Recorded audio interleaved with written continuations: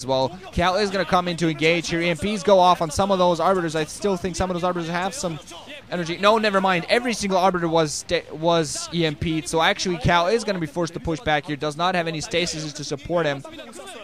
And with those science missiles in the air, they do at the very least offer detection, but Kal's still microing fairly heavily. He still has those gateways producing, has more Arbiters on the way. And with all those bases being put up, this is the overwhelm is going to come in very soon. Hwasin doesn't really have much mining. His main is dead. Natural expansion is dying. He's only fully mining at this upper right. Loses a supply depot there they might have repaired. But Hwasin right now wants to go out, wants to take out an expansion of Kal's and pick up one of his own. He really needs to do that, possibly have a chance. Did get off an EMP on the Arbiter. The Arbiter does die, so no stasis, but only a couple of tanks to defend here. More reinforcements are coming in right now. Hwasin was thinking of moving out, most likely to take out that lower left hand, but he's going to be forced to come in back to defend them because Kal's macro is so strong right now. He can just sacrifice forces if he wants to, just to keep Hwasin inside, because he knows that very soon he's going to reach 200 supply, or 200 psi if you prefer, way before Hwasin does.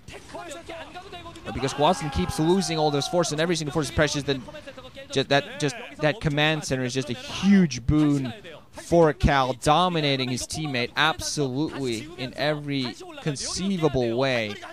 More gateways at the upper right. They're just going to be a very quick resupply route towards that 3 o'clock or 4 o'clock secondary.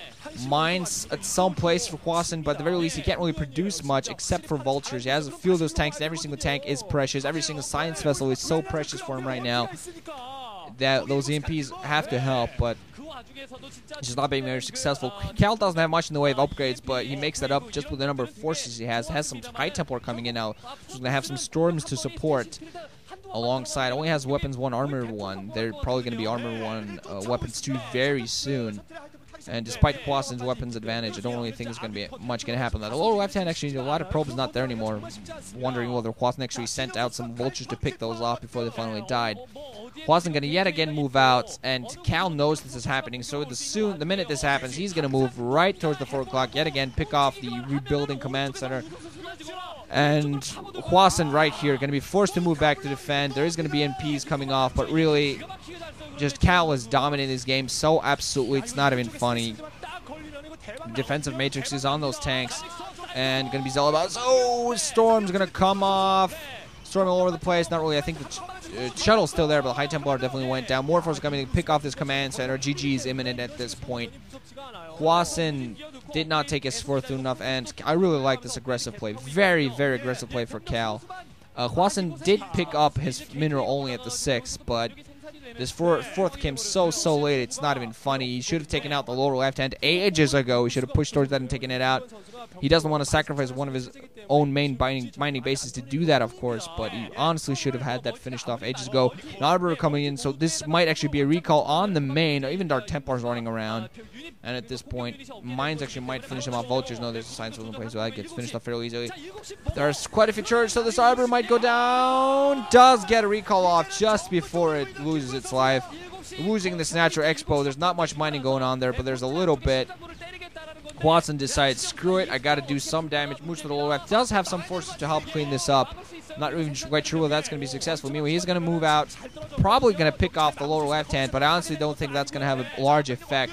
Kal will easily sacrifice that just to pick off this natural expo. I'm not actually quite sure we actually will manage to pick off this natural expansion, but with all those SCVs moving off the lane to engage at this point, you can pretty much tell in what kind of dire straits Quasin in desperate trying to rebuild the 4 o'clock expo.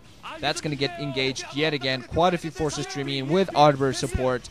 So Kal at this point just has this big ball of Protoss engaging on one front. He sacrifices the lower left hand, but Quasin not going to be able to do much. Storm's coming in, picking off the tanks that were sieged up. Still a more High Templar, just getting ready to kill anybody foolish enough to engage. Commander floats up, that's going to die right here. So we're going to be seeing GG in minutes. Quasin absolutely dominated, and Kal playing absolutely beautiful. More awesome Storms catching all of the tanks. Holy crap, defensive matrix come up. They don't matter once everything is stormed to death. Archon's coming into play. And Hwasin actually has some tanks that are just standing there, not engaging, not moving up the ridge, but there are a couple of gateway with his DTs just now deciding to pay attention to those.